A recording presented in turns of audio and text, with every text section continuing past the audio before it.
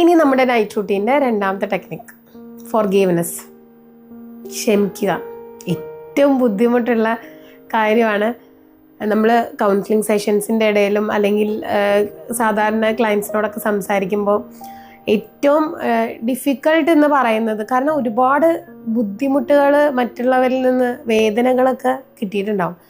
അപ്പോൾ അവരോട് ക്ഷമിക്കാൻ പറയാമെന്ന് പറയുമ്പോൾ തന്നെ അത് പറ്റില്ല എന്നുള്ളതായിരിക്കും ആദ്യത്തെ റെസ്പോൺസ് എന്ന് പറയുന്നത്. പക്ഷേ ക്ഷമ അല്ലെങ്കിൽ ഫൊർഗീവ്നെസ് കൊണ്ട് നമുക്കാണ് അല്ലെങ്കിൽ ആർക്കാണ് പ്രയോജനം എന്നുള്ളതൊന്ന് ആലോചിച്ച് നോക്കിയാൽ മതി. നമ്മളുണ്ടല്ലോ, നമ്മളെ ഒരുപാട് ഉപദ്രവിച്ചവരോ അല്ലെങ്കിൽ നമ്മളെ ഒരുപാട് വേദനിപ്പിച്ച ആളുകളുണ്ടാവാം. അവരെല്ലാം സുഖമായിട്ട് ഇപ്പോഴും ജീവിക്കുന്നുണ്ടാവാം.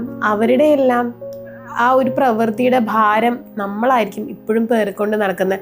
ചിലപ്പോഴൊക്കെ നമുക്ക് തോന്നാറില്ലേ, അവൻ ഇത്രയൊക്കെ എന്നോട് ചെയ്തിട്ടും അവൻ നല്ല സുഖമായിട്ടാണ് ജീവിക്കുന്നത്, അവൻ ഒരു കുഴപ്പമില്ല, കുഴപ്പം മുഴുവൻ എനിക്കാണ്, ഞാനിപ്പോഴും സ്ട്രഗിൾ ചെയ്തുകൊണ്ടിരിക്കുകയാണെന്ന് പലപ്പോഴും തോന്നിയിട്ടല്ലോ. പിന്നെ നമ്മളിപ്പോൾ അതിൻ്റെ ഇടയിൽ പറയാം, ദുഷ്ടന്മാരെ ദൈവം പന പോലെ വളർത്തുന്നതെന്ന് പറയാനായിട്ട് ചിലപ്പോൾ അതുകൊണ്ടായിരിക്കും എന്നൊക്കെ.